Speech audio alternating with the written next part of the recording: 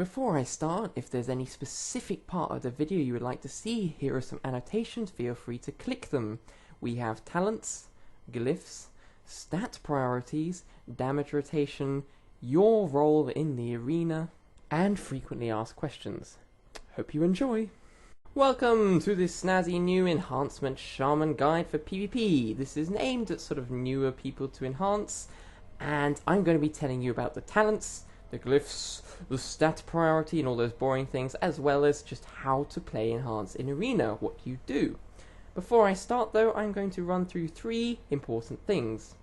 First of all, I'm going to say Enhance is really good right now. We just got a 20% buff to Storm Strike and Lava Lash. Those are our two major damage sources, which means that we are top tier right now. It's also great because we have three viable comps. We used to only have one, and that's called Turbo Cleave, which is Warrior, Enhancement, Shaman, Healer. But now we can also play Beast Cleave, which is a really old comp that started in Burning Crusade, that's Hunter, Enhancement, Shaman, Healer. And we can also play LSD3, which is Affliction Warlock, Enhancement, Shaman, Healer. Those are the three comps that if you play Enhance, you were going to be playing in 3v3. The final thing I'm going to say is, it's really cool. It's just a cool spec. I've mained it for ages now. It's just so awesome with lightning and lava and shooting lightning bolts and smashing hammers and summoning wolves and totems and sprinting around with axes. It's just really fun to play, and now that it's good and viable, you're going to have so much fun playing this in Arena, trust me.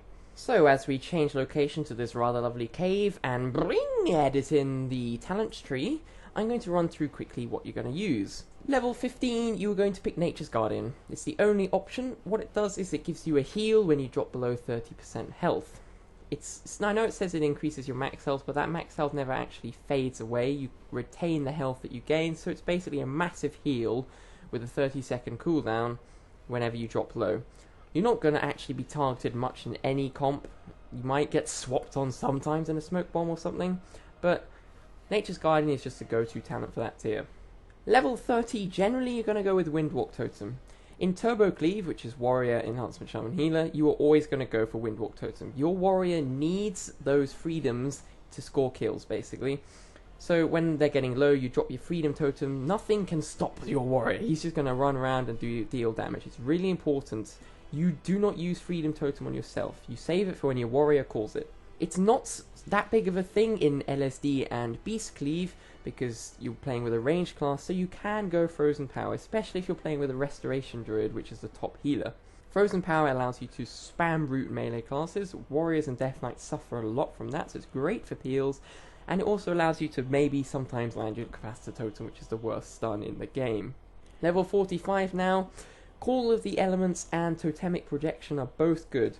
Call of the Elements is great for Windwalk Totem, again especially in Turbo because your Warrior gets twice as many freedoms, and also it's good for Tremor Totem versus high fear frequency teams, so teams with a Warlock and also with a Priest. Projection's good, especially with Frozen Power, because it means you can land Capacitor Totems sometimes, and it means that if your healer gets feared at range and you're way too far away to Tremor Totem them, you can drop your Tremor and project it over to them to get them out the fear without having to run all the way over there, which usually takes about half the duration of the fear. Level 60, you always go for Echo of the Elements. There is no other option here. Echo of the Elements is so good now because of the massive buff we got to Storm Strike and Lava Lash, and because it gives it 2 stacks. You have 2 stacks on your Storm Strike, 2 stacks on your Lava Lash. Not only does this mean you can fit in more damage, it means that when your Lava Lash gets reset by Flame Shock, it's just smoother, because you have sort of 2 holes to fill, and when you Flame Shock ticks and you get a reset, it fills one of those charge holes. It's also good because it means you can sort of stack up burst with 2 stacks on both, and then when you get a CC you can do double Storm Strike and double Lava Lash, which is an intense amount of damage. Level 75, the only option here is Ancestral Guidance. What this does is a bit like Nature's Vigil. 20% of your damage and healing is copied and distributed among 3 allies, so basically everyone on your arena team. This is great for AoE pressure, or just to use when you spam heal your healer to keep him up, or when you're bursting even, just to bring people up with your higher damage. Level 90, You can use Unleash Fury or Elemental Blast. I use Unleash Fury because it removes the keybind and it gives me multi-strike, which is really nice because it multi-strikes on my Storm Strike and Lava Lash, which do a lot of damage. Primal Elementalist you should not use because they're just going to kill the Elemental Totem instantly, and it's a majorly long cooldown. Level 100 now. I personally like to use Elemental Fusion. You can also use Liquid Magma, that's a viable option. I sometimes use that versus melee comps because it cleaves quite nicely when they're all stacked up. The Elemental Fusion works really nicely with a Glyph that I'm going to show you in just a second. And when you have 80% more powerful Flame Shocks on everyone on the other team, it also contributes quite nicely to your damage. So now Glyphs. Basically, I always fill 2 slots with the same Glyph pretty much, and the 3rd slot I leave open for whatever I'm facing. The first slot is, as much as I hate to say it, mandatory. It's Glyph of Lightning Shield, reduces your damage taken by 10% basically permanently. Why wouldn't you take that? It's really, really good. 10% damage reduction is too good to pass up. The 2nd slot I pretty much always fill with Frostbrand Weapon. That makes your auto attacks slow the targets.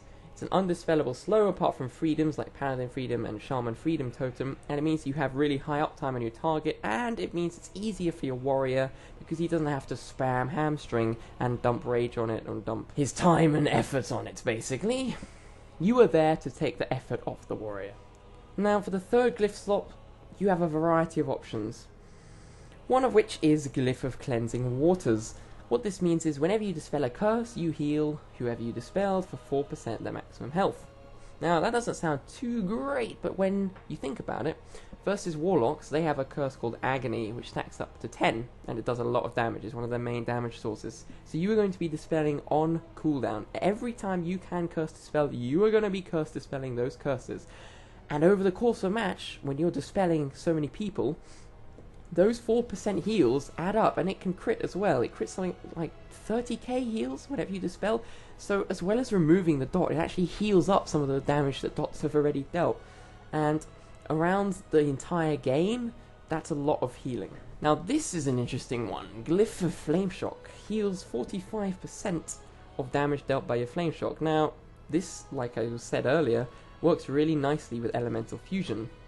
If you have 80% buffed Flame Shocks on all 3 opponents, plus possibly even their pets, you're getting a lot of sustained healing from those Flame Shocks coming onto you. This takes a good amount of pressure off the healer, especially for dot comps, and basically means you have a passive, unkillable, really strong healing stream totem up at all times. So that's really, really nice. The final glyph I'm going to talk about is really powerful. It's called Glyph of Purging. I'm going to come on to Purge later in the video just as an entire spell, but Glyph of Purging, what it does is whenever you purge a buff, you gain a stack of your Maelstrom weapon, which allows you to heal and cast your Lightning Bolt. So when you're purging a lot, this means it increases the damage that you can put out whilst purging, as well as your healing. So now we have the boring final bit though, stat priority. Just a heads up, don't look at my character's armory gear for inspiration. I started off gearing haste before the Storm Strike and Lava Lash buffs came out, and now the stat priority has sort of changed. Basically, now versatility slightly has an edge on haste. I'm going to put it up here now. Versatility is greater than haste, they're pretty much the same, which is greater than mastery, which is greater than crit, which is greater than multi-strike. The reason being, versatility reduces your damage taken. I can stack up something like 20% versatility in arena at the moment with my current gear, which is not quite full because I took a break, which means I take 10% reduced damage. That on top of my lightning shield plus any defensive I have means I am super tanky. Not that people go on you anyway, but it really helps to just relieve the pressure on your entire team. Versatility also increases your healing done, and Enhancement Shaman are the best DPS off healers in the game overall. Over the course of a match, you can out-heal Ferals, you can out-heal Rets, you can out-heal Monks, definitely. You have insane healing for your team members, and versatility increases that, so it's fantastic. It also just increases your damage done by your Storm Strikes and Lava Lashes, so that's also great. Haste used to be the top #1 thing. It's still pretty much just as good as versatility, down to personal taste a bit. I prefer versatility. Haste is good because it means it lowers the global cooldown for you. That means when you purge, purging's a big part of Enhance, you can get buffs off faster than they can put buffs on. It also means that you have faster auto attacks, which means more Wind Fury procs, which also just means more Maelstrom procs, which means more healing. Another important passive that I'm yet to talk about is Flurry. Flurry means that the haste that you have decreases the cooldown on Storm Strike, Lava Lash, Unleash Elements, and Shocks. This means that you can fit in more of these during a match, which of course means more damage, so more Storm Strikes, more Lava Lashes, yada yada yada. So haste comes in second. Then we have Mastery. Mastery increases the damage of your Lightning Bolt, Shocks, and Lava Lash. This is good because you're Lava Lashing a lot, you've got all your Shocks up, and you sometimes Lightning Bolt. You Lightning Bolt 30% of the time, I'd say. So Mastery is good. Crit and Multi-Strike, not so good. They are both slaughtered in PvP, so they're not as effective. Not many classes take Crit and Multi-Strike, I have to say. So now I'm going to dive specifically into specific abilities, but first I'm going to talk about generally your role in Arena. Your role, as well as doing damage, which is an important part of course, is to off-heal your teammates. Off-healing is really strong, as I said before. You can crit easily over 100k, so it's good to make some macros.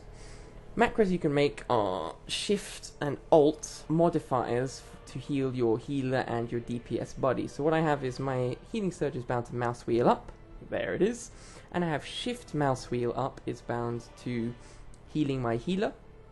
Alt Mouse Wheel up is bound to healing my DPS partner, which just now was a Warlock. This means that you can easily heal whoever's getting low and whoever's being pressured without having to swap your targets. So, you damage and heal. What else? Well, we have Wind Shear. Wind Shear is the most powerful kick in the game, I would say. It has a really short cooldown of 12 seconds, albeit it only lasts for 3 seconds, but it means we can stop so much more CC than a lot of other specs. If you're playing with a Warlock, he has quite a long cooldown on his interrupts, and so do Hunters, and Warriors just simply can't get to some of the ranged classes that are casting CC. Druids and Mages, I'm looking at you. It is your job to stop the Cyclones and the Polymorphs from landing on your healer as much as possible. Polymorph, just an important general arena note, try and get the one that happens after Deep Freeze, because if you're playing with a Druid, they can't shapeshift it, and they can't line of sight it. Grounding Totem pretty much does the same thing. It stops the CC. It's less reliable than Wind Shear because it can be eaten up by random spells and it only takes in one. And it's sort of like a second stopper. If you get Fate casted or they have another CC, like you kick Polymorph and the Druid starts casting Cyclone, or you kick Polymorph and they start casting Frostjaw, then Grounding Totem can stop that. So it's a sort of second interrupt in a way to stop CC, which is really important. It's also great because Hunters, when they run up to your healer, usually off another CC like Stormbolt or Hand of Justice, they are basically always going to use their Freezing Trap ability. That counts as a spell, so when a Hunter's running towards your healer, drop Grounding Totem, and quite a lot of the time, you'll get better at it as you practice, you will ground their Freezing Trap and they won't be able to do it. You can ground Hand of Justice, which will stop a really long CC, and it will put it on cooldown, which is really useful. So we've been through interrupts, we've been through off-healing, what about damage and purge I talked about earlier? Well, these sort of interlink within each other. I'm going to start on damage. We're using Echo of the Elements, which means both our abilities have 2 charges. What this means is, if you use 2 charges of, say, Storm Strike, it will take double the cooldown to charge up 2 charges. So you're not actually getting any extra, but it allows you to stack up more. So what I like to do is, I use 1 charge of each ability, Storm Strike and Lava Lash, and I keep it on 1 charge. Whenever it hits 2, I use the ability, drops it back down to 1.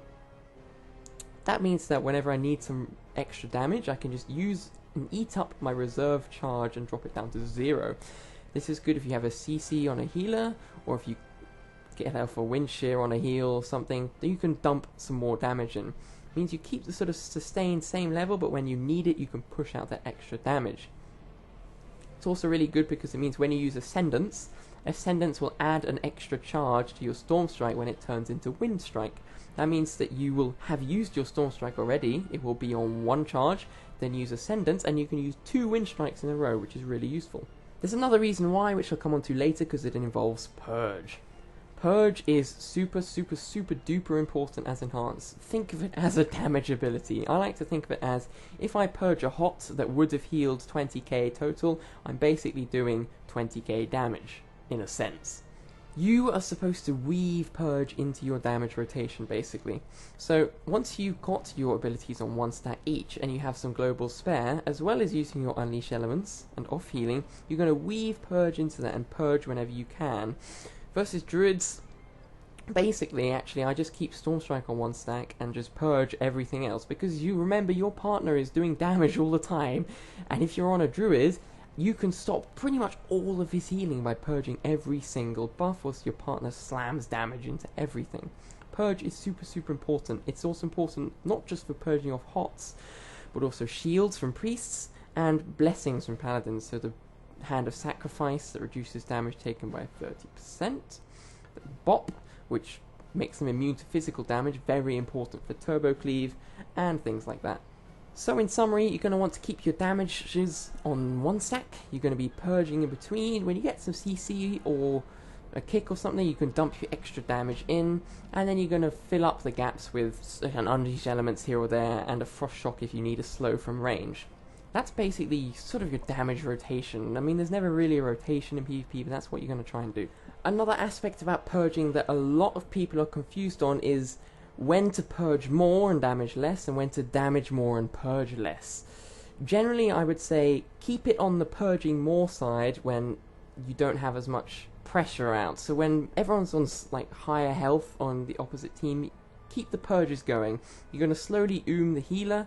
You're going to allow the warrior to get in more damage, or the warlock to get in more damage, or the hunter to get in more damage, and it means then they can drop low. Then they're going to panic. Hots and things are not going to keep them up when they're getting that low. Then you can start storm striking and lava lashing more than your purges, using up those extra stacks I was talking about to get them really low. And they're going to panic and they're going to use their things, or they're going to have to hardcast, which you can stop with a kick. So I would say purge more when they have higher health, and then as their health drops, you're going to switch over into damage mode. Obviously, if there's a CC on the healer or something, you're going to want to put in damage and not purge as much. When the healer's there, casting hots and whatever, just purge. Another frequently asked question I get is, Feral Spirits, what are they for? Feral Spirits, I'm going to say right now, is not a damage cooldown. Do not use it when you're bursting. Feral Spirits is a survivability cooldown for yourself. When you are being tunneled, if you get tunneled, use Feral Spirits. It gives you a lot of healing, and it lasts for a decent amount of time, 30 seconds. So, essentially think of it as an overpowered healing stream totem, because that's basically what it is. It's a survivability cooldown that you will use when you don't really want to use Sham Rage just yet. It's not for damage though. When to hex and how to hex, that's another sort of important thing. Unfortunately, hex is a curse, which means that a lot of people can dispel it if they aren't healers. Shaman of all specs can dispel it, mages of all specs can dispel it, and druids of all specs can dispel curses. Often these classes go in pairs, shamans with druids and mages with druids and mages with shamans sometimes as well. So if that happens, you're going to want to cross CC. You're going to want to stun or something on the DPS that you're trying to kill. Say it's a Feral Druid, you're going to want to Stormbolt or Hand of Justice the Feral Druid, and at the exact same instant you're going to want to land a Hex on the healer. That means the healer cannot dispel the DPS, and the DPS cannot dispel a healer, called cross CC. You get one Hex on one, and you get a stun on the other. And that can force a lot. That can force trinkets, that can force defensives. It's really useful to get that skill down, and it requires a lot of communication between your arena partners. It's also quite difficult to land Hex sometimes with the amount of interrupts that are flying through, and grounding totem, and just people running out of line of sight. And also, if you shapeshift, you become immune to Hex, so it's quite hard to land sometimes. So the best way to land Hex is off another shorter CC. First, you're going to want to try and fake cast Hex, or just eat up interrupts. So you're going to cast Hex like as if you're trying to set something up, and you'll either get interrupted, or you can fake cast the interrupts from the DPS on the other team. Then, you're going to want to get your teammates, so a hunter with binding shots, or a warrior with Stormbolt, or a warlock with Shadow Fury, so that they are stunned to your Hex targets in line of sight. That means you can cast your Hex and they can't do anything about it, they cannot move out the way, they can't ground it, they can't interrupt you, and you generally will be very much more successful with getting a Hex off than if you just try and cast it randomly. It also means that you get that little bit of extra CC beforehand, and it means that people can CC off your Hex with Fears or whatever. Bear in mind if you're playing Beast Glyph that Hex does share diminishing returns with Trap, so if you're going to trap something or Hex something, try and trap the healer and Hex it the off DPS. So say I'm playing against, I don't know, TSG, you want to trap the healer and Hex, say, the warrior whilst you're going on the Death Knight. There's no point hexing the healer after the trap and vice versa, because it's just going to reduce the duration and you won't be able to relieve pressure as well. Hex is also great if, say, there's a Shaman DPS on the other team. You can just spam Hex that Shaman over and over and over whilst going on the other two members of the opposing team, and you're going to relieve a lot of pressure like that as well. So thanks very much for watching. I hope you enjoyed, and I hope you learned something about Shaman. If you have any questions, then pop them down below in the comments. I'll answer within a day, I promise you. And good luck in Arena. I hope everything goes well for you, and I hope you enjoy Shaman. Toodaloo!